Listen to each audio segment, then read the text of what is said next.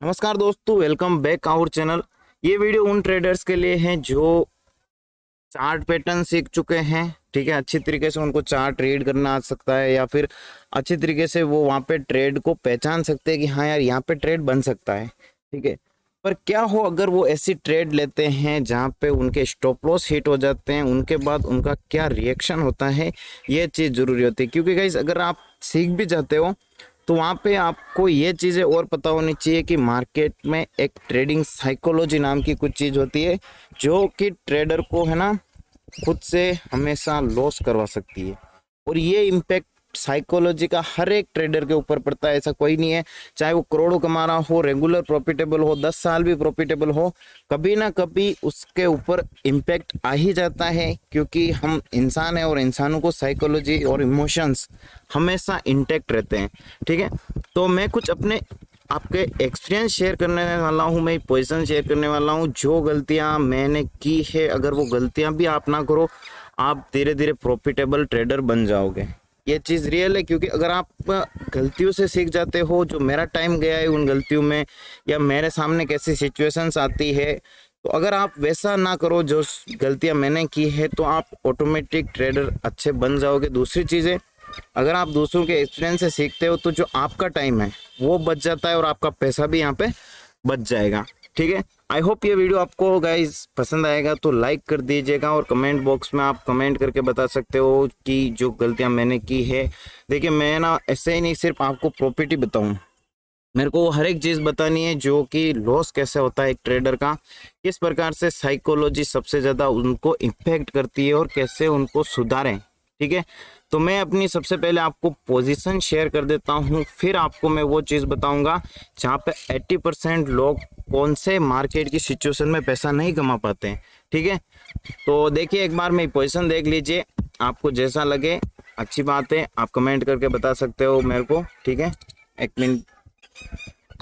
तो गाइस यहाँ पे मेरी पोजीशन आपके सामने है और आज के दिन मेरे को लॉस हुआ है लगभग 7,406 रुपये का। ठीक है, अगर मेरे अकाउंट साइज की बात करूँ तो उसके ऊपर ये लॉस काफ़ी बड़ा है, क्योंकि मैं 30-35 हज़ार से ट्रेडिंग करता हूँ अभी। ठीक है, 2 अकाउंट में ट्रेड चलती है और ये मेरा फर्स्ट अकाउंट का है। सेकंड अकाउंट में मैं पोजिशनल और स्विंग ट्रेड करता हूँ, कभी कभी ऑप्शंस भी ट्रेड कर लेता हूँ। ठीक है, तो गाइस यहाँ पे देखिए कि आज 7,406 रुपये का लॉस हुआ है। इसमें मेरी सबसे बड़ी क्या गलती थी। ठीक है, कुछ गलतियाँ कुछ मिस्टेक्स होती हैं। तो आज हाँ थोड़ा मेरा नेटवर्क का इश्यू की वजह से भी मेरे को थोड़ा यहाँ पे लॉस हुआ था। देखिए, सबसे पहले मॉर्निंग में मैंने कल के दिन एक BTST लिया था निफ्टी के अंदर।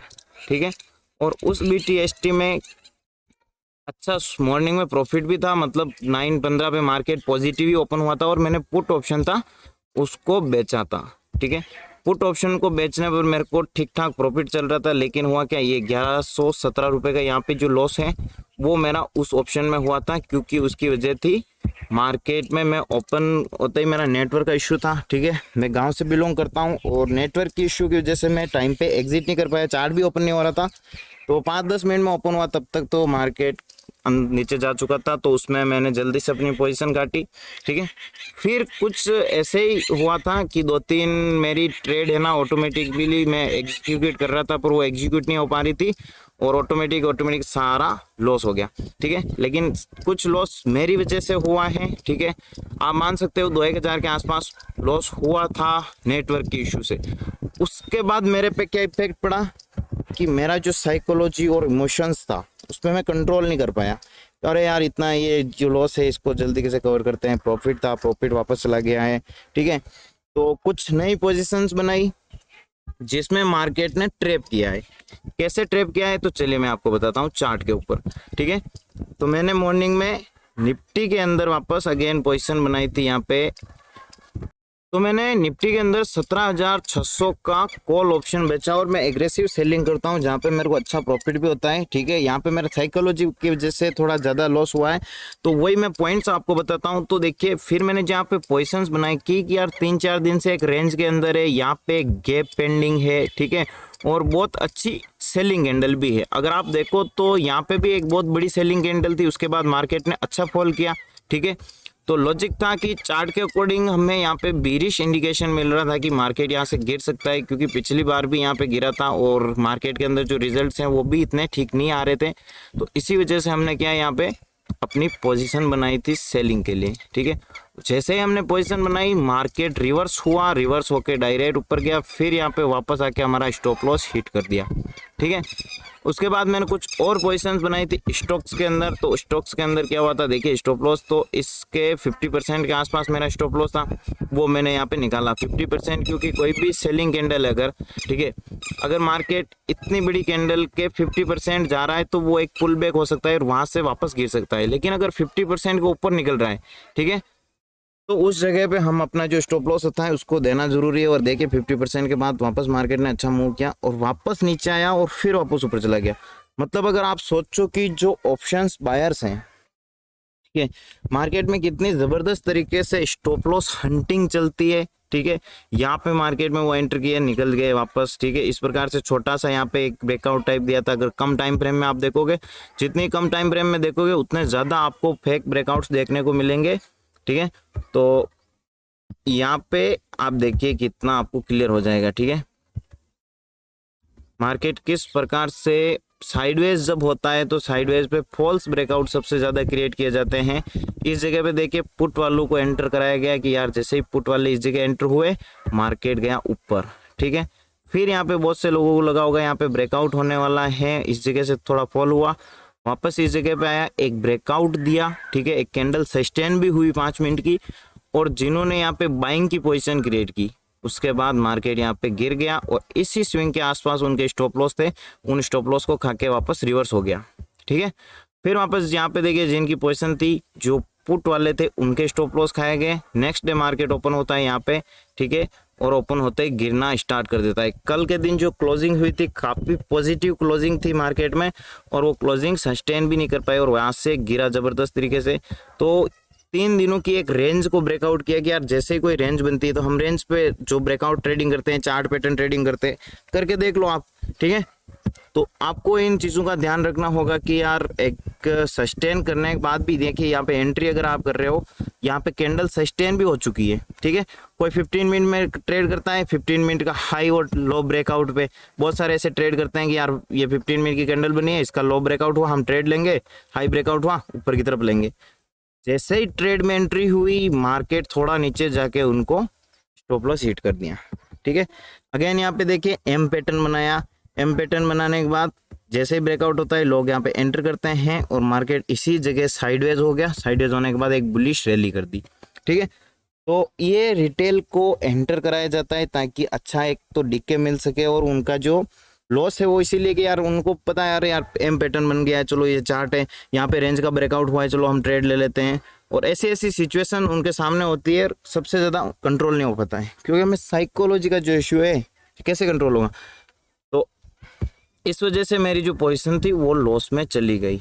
ठीक है, उसके बाद इस ट्रेड में मेरा लगभग 3000 के आसपास लॉस हुआ था, तो हमारा मतलब 4-5 हजार आप लॉस मान लीजिए। फिर मैं और आपको बताता हूँ और कैसे। उसके बाद दोस्तों हमारी एंट्री बनी थी बैंक निफ्टी में, जहाँ पे देखिए मार्केट ने इस जगह पे बहुत टाइम सपोर्ट लिया, रेजिस्टेंस लिया सॉरी, और रेजिस्टेंस को ब्रेकआउट किया इसी कैंडल में।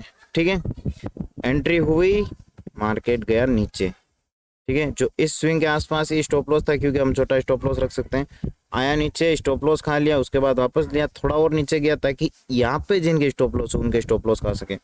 उनके स्टॉप लॉस खाए, मार्केट रिवर्स हुआ, थोड़ा टाइम पास किया, फिर वापस अगेन बुलिश हो चुका है। ये है 3 मिनट की टाइम फ्रेम का आपको। ठीक है, तो आप देख सकते हो कि एसएल हंटिंग कितनी ज्यादा चलती है। और जब यहाँ पे मेरे को 3-4 हजार 5 हजार का लॉस हुआ तो फिर मेरे दिमाग में यह था कि चलो यार एक्सपायरी है, कहीं ना कहीं तो डीके मिलेगा ही मिलेगा।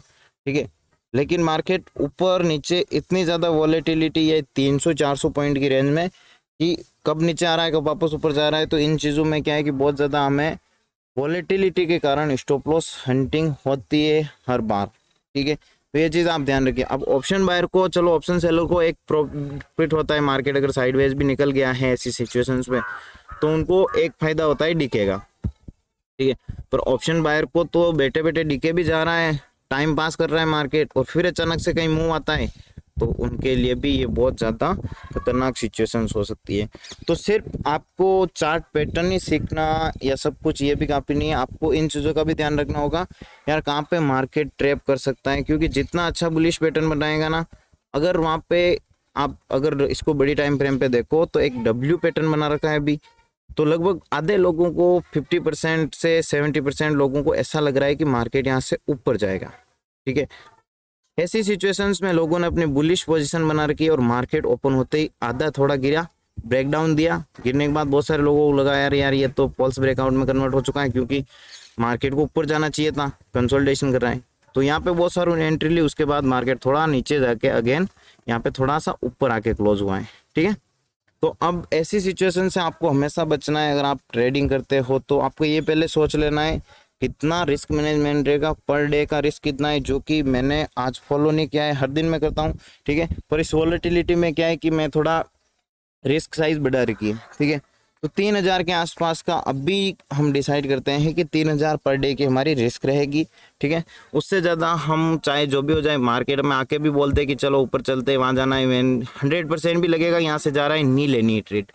ठीक है, आप खुद एक ट्रेडिंग जर्नल बनाइए, उसमें लिखिए क्या गलतियां हुई हैं और क्या गलतियां आपको नहीं करनी है। मेरी गलतियां भी आप लिख सकते हो, क्योंकि मेरे को कुछ गलतियों से लॉस हुआ है, तो ये गलतियां आप खुद नहीं करोगे तो आपको प्रॉफिट हो सकता है। ठीक है, अब मैं आपको बताता हूँ, पहली गलती है वो है इमोशंस के कारण मैंने जल्दबाजी कर दी, क्योंकि मेरी जो फर्स्ट ट्रेड थी वो नेटवर्क के इश्यू की वजह से मेरी साइकोलॉजी बिगड़ गई। ठीक है, तो उसकी वजह से जो मेरे डिसीजन थे, वो डिसीजन मेकिंग की एबिलिटी थोड़ी वीक हो चुकी थी। अरे यार मार्केट इतना नीचे मूव कर जाएगा तो फिर क्या है, क्योंकि एक अच्छी सेलिंग कैंडल बनी थी, पहले हमने ट्रेड ली थी, काफी अच्छा पैसा बना था। सेकंड सिचुएशन अगर हमें दिख रही है तो हम ऐसी सिचुएशन में कोई मूव नहीं छोड़ना चाहते थे। ठीक है, दूसरी सिचुएशन है गाइस ओवर ट्रेडिंग। ठीक है, मैंने आज ओवर ट्रेडिंग की है, मेरे को जहाँ पे 2 या 3 ट्रेड ही करनी चाहिए पर डे की, मैंने ज़्यादा ट्रेड की, कम से कम 5-6 ट्रेड किए और हर एक ट्रेड में मेरा लॉस हुआ है। एक चीज़ ध्यान रखिए, अगर आपको एक अच्छा प्रॉफिट मॉर्निंग में हो जाता है तो आप सेकंड जो सेशन है उसमें ये ट्राई मत कीजिए कि यार अभी मैं पैसा बना लूंगा।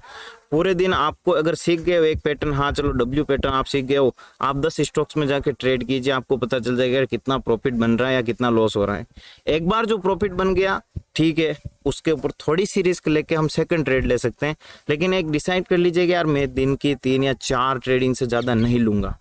ठीक है, ये आप हमेशा डिसाइड कर लीजिए, ताकि अगर आपका निकल चुका है, लॉस हो चुका है, तो आप वापस कवर करने की कोशिश ना करो, रिवेंज ट्रेडिंग ना करो। ठीक है, तीसरी का इस मिस्टेक है वो है आपको रिस्क मैनेजमेंट अपना फिक्स रखना होगा। ठीक है, कि हर ट्रेड में आप कितना रिस्क लेने वाले हो, 2000, 3000, 10,000, जो आपका साइज है कि यार इतना मेरे को लॉस हो जाता है तो मैं अगली 20 ट्रेड भी करूँ तो भी मेरे को कुछ फर्क नहीं पड़ेगा। ठीक है, तो अगर आप 10 दिन भी लॉस करते हो तो भी आपके इमोशंस के ऊपर फर्क नहीं पड़ना चाहिए कि आप है ना वापस यार आज 3 का हो गया है, कुछ भी करके रिकवर करना होगा, ये करना होगा। तो ऐसी सिचुएशन में ना फंसे, क्योंकि मार्केट हमेशा रहेगा अवेलेबल, कहीं नहीं जाने वाला है। बस ये सोचिए कि लॉस हुआ है तो बहुत कुछ सीखने को मिला है। ठीक है, क्योंकि मेरे को अपनी सारी गलतियां आपको बतानी है ताकि आपके साथ कभी ऐसी सिचुएशन ना हो, और आप अगर इन गलतियों को ना करो तो आपका बहुत सारा टाइम भी बच जाएगा। ठीक है, तीसरी बता दी मैंने, चौथी क्या है, कोई भी चार्ट पैटर्न आपको दिख रहा है, एक बार मार्केट की सिचुएशन देखिए। अगर मार्केट ट्रेंडिंग है, ठीक है, ट्रेंडिंग मतलब जहाँ पे मार्केट डायरेक्शनल एक ही तरफ अच्छा मूव करता है, ऐसे सिचुएशन में आपको कुछ पता नहीं होगा, आपने एंटर कर दिया तो भी आपका पैसा बन जाएगा। ठीक है, ज्यादातर लोग कब आते हैं मार्केट में, जब उनको अरे यार मार्केट ऑल टाइम हाई की तरफ जा रहा है, सारे स्टॉक्स बाज रहे हैं 10-10%, 20-20%, ऐसे टाइम पे लोग एंटर करते हैं। ठीक है, और वहां से मार्केट गिरना स्टार्ट होता है। तो ये सिचुएशन भी आपको ध्यान में रखनी है कि अगर यहाँ पे देखिए बायर्स ने प्रॉफिट बना लिया है, ठीक है, और इस जगह हमारी एंट्री हो रही है तो थोड़ा बहुत तो पुल बैक होगा। ठीक है, उसके बाद वापस थोड़ा यहाँ पे ब्रेकआउट होता है तो हम ट्रेड कर सकते हैं, और हर एक ब्रेकआउट भी यहाँ पे सस्टेनेबल नहीं होता है। तो ये चीज़ पहले से कि यार अगर मार्केट ने ब्रेकआउट भी दिया है, कितनी गारंटी और कितनी पॉसिबिलिटीज है कि ये मार्केट ऊपर चला जाएगा। ठीक है, तो वो कैसे पता चलेगा आपको, वहाँ पे पहले चेक कीजिए कि लेवल कौन सा है, जहाँ पे यहाँ पे देखिए बड़ी सेलिंग हुई है इसी जगह पे। ठीक है, मार्केट अगेन इस लेवल के आसपास आया और गिर गया।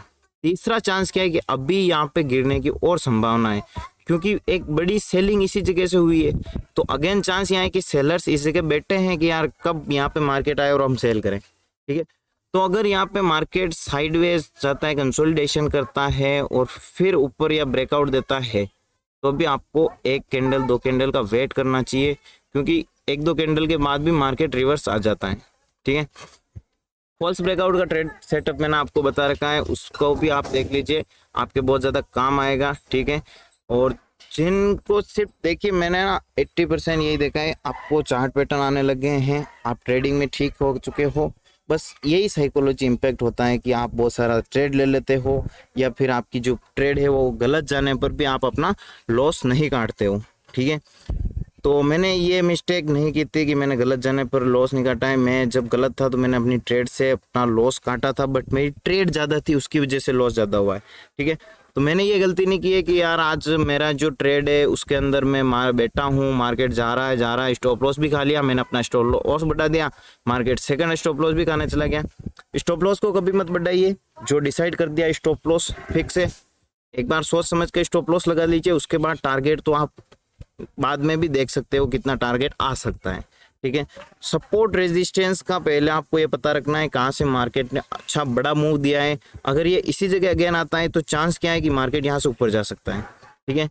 और एक बहुत बड़ा मूव मिलने वाला है, क्योंकि मार्केट 4-5 दिनों से साइडवेज, और जब भी मार्केट साइडवेज होता है सबसे ज्यादा ऑप्शन बायर्स फंसते हैं, ठीक है।